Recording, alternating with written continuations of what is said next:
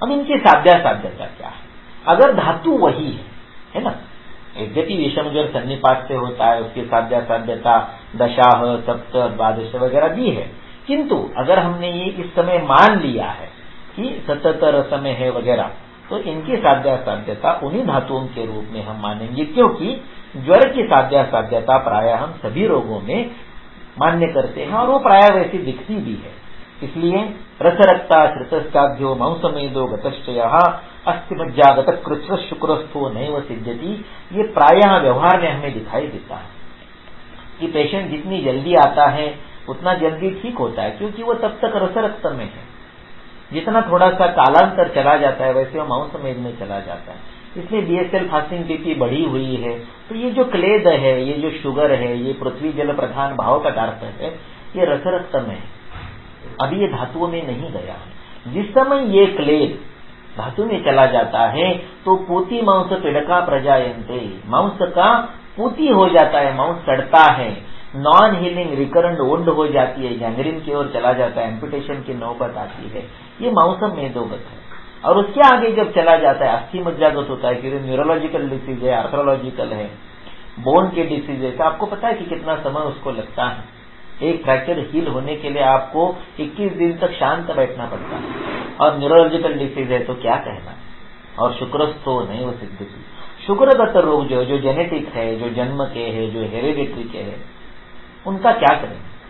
उनको तो आपने देखा है कि ये प्राय असाध्य रहते हैं, याप्य रहते हैं। असाध्य के दो अर्थ होते हैं, प्रत्याख्येय और याप्य। असाध्य यानी जिसका उपाय ही नहीं है, अनुपक्रम।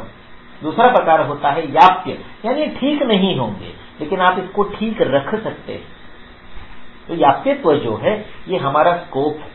इसलिए मैं हमेशा कहता हूं कि कैंसर जो है ये शुक्रगत विकृति है। इसका एक अलग लेक्चर हमारा यूट्यूब पर है, आप जितने भी स्लाइड इस व्याख्यान में देख रहे हैं, इस हर स्लाइड के ऊपर हमारा डिजिटल प्रेजेंस जो है ये ऊपर लिखा हुआ है। यूट्यूब का लिंक दिया हुआ है, हमारी वेबसाइट का लिंक दिया हुआ है, ईमेल दिया हुआ है, मोबाइल नंबर दिया हुआ है।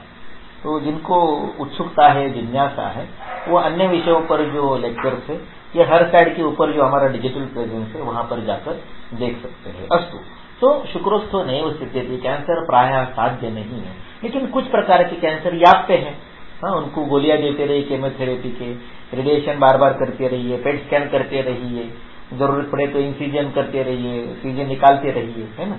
तो शस्त्रक्षार अग्नि के द्वारा आपको कैंसर जो है वो याप्य स्थिति में रखना कुछ हद तक संभव होता है। एक न एक दिन वो आपके हाथ से चला ही जाता है। क्रियापथम अतिक्रांता केवलम देहम आपलुता चिन्हम कुर्वन्ति ये दोषा तद अरिष्टम निरुच्यते। अरिष्ट क्या है? अरिष्टम चापि तन्नास्ति यन्ना मृत्यु पुरस्करम। अरिष्ट जो है वो मृत्यु का अलार्म है, वो तो जाने वाला है। तो शुक्रोस्थो नैव सिद्ध्यति, तो अनुप्रकर्म से पहले और कैंसर के डायग्नोसिस के बाद एक याप्य नाम का कालावधि जाता है। इस याप्य नाम के कालावधि को हम कहते हैं कि ये शुक्रगत विकृति है। कैसे है, क्या है, उसका एक अलग लेक्चर वो आप बाद में देख लीजिए।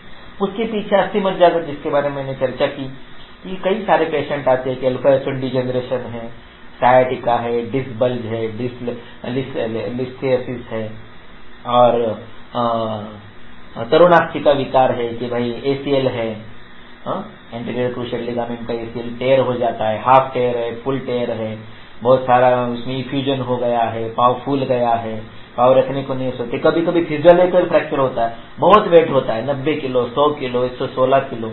इस कारण से भी अस्थि मज्जागत विकृति जो तरुणास्थि की विकृति है, यानी घुटनों के जो क्रूशियल लिगामेंट है उनमें टेयर आ जाता है, तो फिजियोलॉजिकली भी ये होता है। मज्जागत जो विकार है वो न्यूरोलॉजिकल प्रायः होते हैं, वो प्रायः दुष्कर होते हैं। कुछ लोगों में कुछ हद तक इंप्रूवमेंट होता है, उतना उन माता पिताओं को समाधान होता है, लेकिन ये पूरी तरह से नॉर्मल नहीं है। तो ये कृच्छ्र है और प्रायः मेदो मांसगत, मैंने आपको जैसे बोला कि स्थौल्य है, तो ये प्रायः ठीक होता है। पीसीओडी जैसे है जिसमें ग्रंथ्यात्मक संप्राप्ति होती है, तो ये प्रायः 4 मेंसेस में वो जो लड़की होती है या लेडी होती है उसका जो सोनोग्राफी नॉर्मल आ जाता है, वो स्टडी करोगे रप्चर हो जाता है। अगर एएमएच बढ़ा हुआ है, 9-10 से आगे गया है तो 3.5-4 तक ऑप्टिमम लेवल तक आ जाता है। एलएचएफएस नॉर्मल आता है, पीआरएल लेवल अगर ऊपर गए तो नीचे आ जाते हैं। हिरसुटिज्म चला जाता है, वेट बढ़ा हुआ होता है, वो नॉर्मल आ जाता है। तो ये मांसमेदोगत जो है, या ओबेसिटी के मैंने आपको रिजल्ट बताया, उससे भी ज्यादा रिजल्ट यूट्यूब पर है, वो आप देख सकते हैं।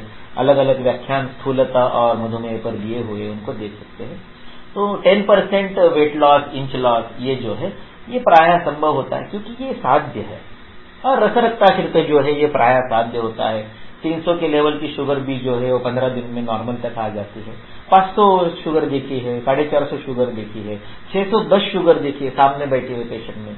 14वें दिन में, 21वें दिन में 100-140 तक नीचे आ जाती है, क्योंकि रसरक्ताश्रिता साध्य 11.2 HbA से देखा है, 14 HbA से देखा है, 16 HbA से देखा है, लेकिन 100 दिन में ये लोग नॉर्मल आ जाते हैं। तो रसरक्ताश्रित जो होता है ये रीचेबल है, ये साध्य है।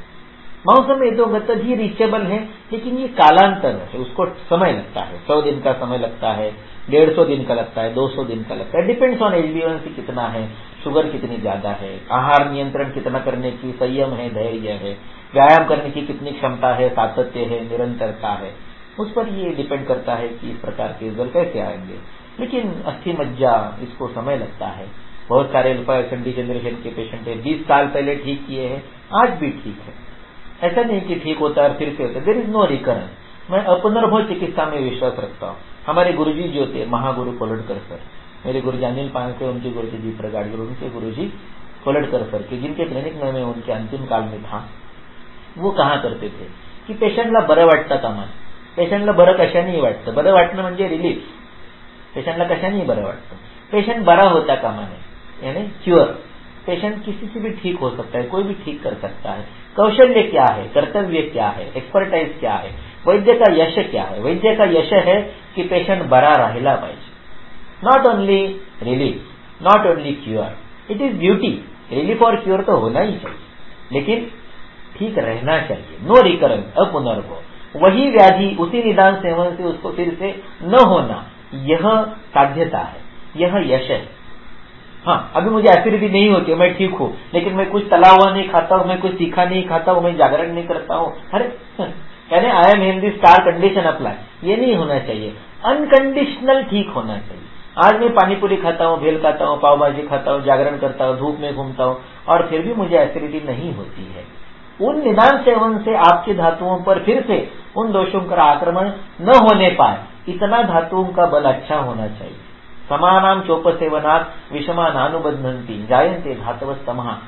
क्या है वैद्य का कर्म, क्या है कर्म? तद भिषजाम स्मृतम कथम शरीरे धातूनाम वैषम्यम न भवेदिति, धातुओं का वैषम्य कैसे न हो, और कथम समानाम अनुबंधस्या, धातुओं का समत्व कैसे मेंटेन किया जाए, ये वैद्य का वैद्यत्व है। इसलिए relief is not important, cure is not important, non recurrence is important, अपुनर्भव। जिस लेडी को मैंने उसकी 72 वर्ष की उम्र में 2002 में चिकित्सा दी, उसके बाद 14 साल जीवित रही, 84 की उम्र तक, और वो 86 की उम्र तक वो जीवित रही।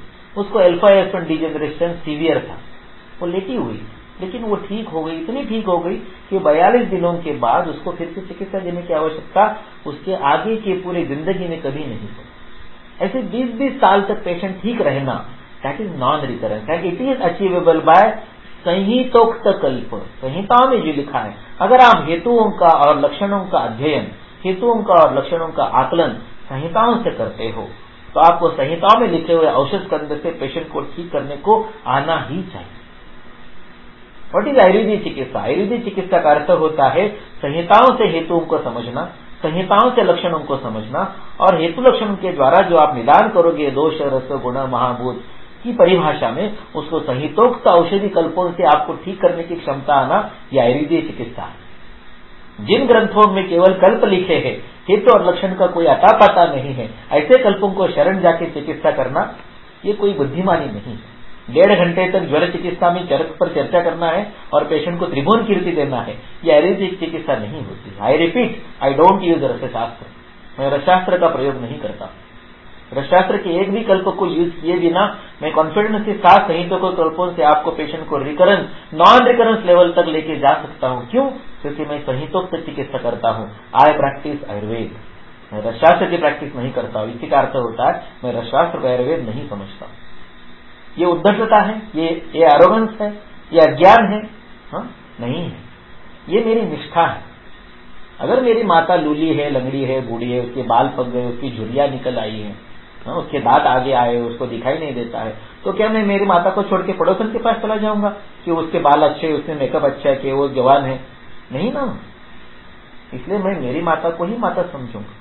तो अगर मैं हेतु लक्षण आयुर्वेदीय संहिताओं से पढ़ता हूं तो आयुर्वेदीय संहिताओं से लिखा हुआ औषध स्कंद इस्तेमाल करके ही मैं पेशेंट को ठीक करूंगा। ये मेरी प्रतिज्ञा है, ये मेरा सामर्थ्य है, मेरा कौशल है, ये मेरी निष्ठा है, मेरी श्रद्धा है, और यही मेरा कर्तव्य है, ये मेरी पहचान है, मेरी आइडेंटिटी है, ये मेरा अस्तित्व है, यही मेरी अस्मिता है। चाहे आप इसको अहंकार कहिए, धृष्टता कहिए, एरोगेंस कहिए, मुझे कोई फर्क नहीं पड़ता। तो ये कैसे अचीव करते हैं? ये इस प्रकार से अचीव करते हैं कि अगर आप इस प्रकार से विचार कर सकते हैं कि कोई कषाय अगर किसी व्याधि को ठीक करता है तो उसका वो गामित्व है। हाँ।